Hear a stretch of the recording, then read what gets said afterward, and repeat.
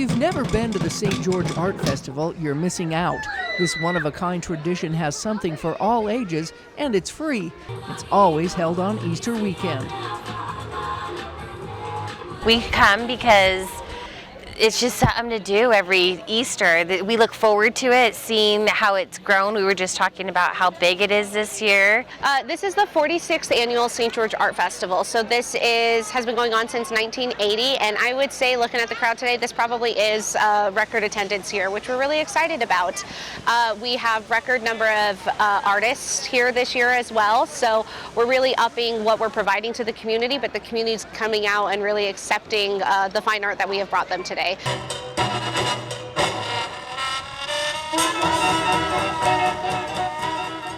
This annual event hosts a wide variety of artist booths featuring various types of art and artists from all across the country.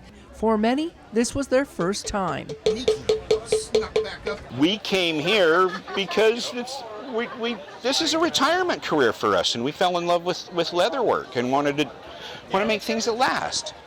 Self-taught from watching YouTube videos, Corey and Dawn Marie received a blue ribbon for a hand-tooled leather guitar strap. Pretty proud of that. That is a guitar strap that is filigreed, and we're really excited about that.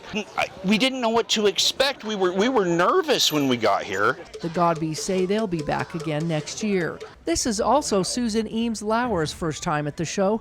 She took a class and now designs and sculpts her own Women of the Earth pieces. Loved it so much that I can't stop.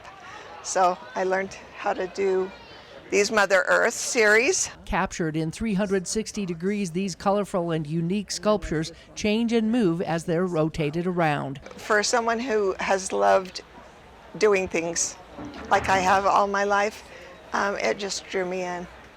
Already making sales, Susan says she'll also be back next year. But the people that are here at the festival are learning new different types of art. They're learning new different ways to make art, and they're learning how they can become artists and see a different path for artists that's different than being put into a fine art museum. This is my fifth in St. George Art Festival. These are my art. All of my art is watercolors and painted on rice paper. And also I use acrylic for the background. And these are all very unique, have technique for the traditional Asian style. The rice paper can hold very strong those paints. This is one of our original pieces. These are done with acid oxidized paints. This is an iron paint with an acid wash over to make it rust. This is a copper paint with an acid wash over to make it patina. The sky was done with aluminum leaf, like gold leaf but aluminum. This is an original. This is one of the reproductions of our original pieces. This is the same technique as this here, but this is a print of it, as well as this and this. But then we add some of the metalwork on top of it. This is aluminum, this one's in brass. This one here, another one of the reproductions, was done in copper. This festival is a draw to most artists from out of state year after year because there are other things to see and do while visiting. We get a chance to see this part of the country. We've seen Zion, we went to Snow Canyon State Park one year. This year we actually went to Bryce. A couple other years we were kind of snowed out with it, so we've kind of covered some of the main, national park and other things to see in this area. And the spring season is great for those escaping from winter weather. Chris Rasmussen is from Montana. This is his second time at the art show in St. George. He creates vases out of old pieces of wood off his property. There's aspens, cottonwoods, different kinds of willows, some peach leaf willows, beb willows, cottonwoods.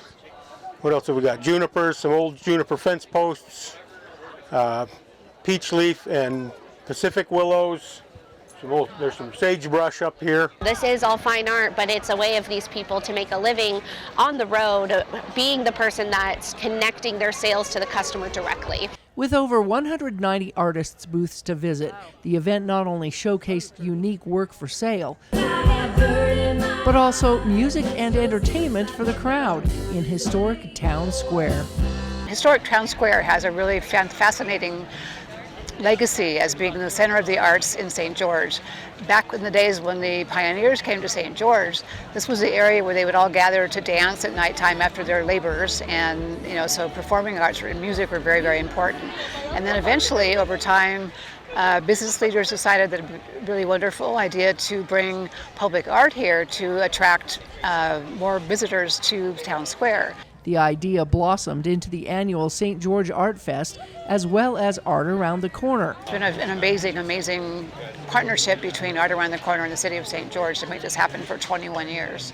We're here to see all the beauty that's produced here and everywhere. People are so amazing in how they create this beautiful artwork. I know the hard work that all these people do for their work, and I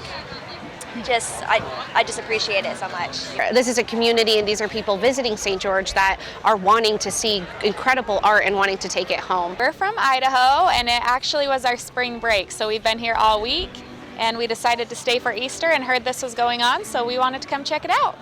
So don't worry if you missed out this year. There's always next Easter to see, taste, hear, and even feel the energy that this event brings. It's so important to have those kinds of things in our life, especially now when things are a little bit crazy in the world. In downtown St. George, from the Art Festival, Melissa Anderson, Community Education News.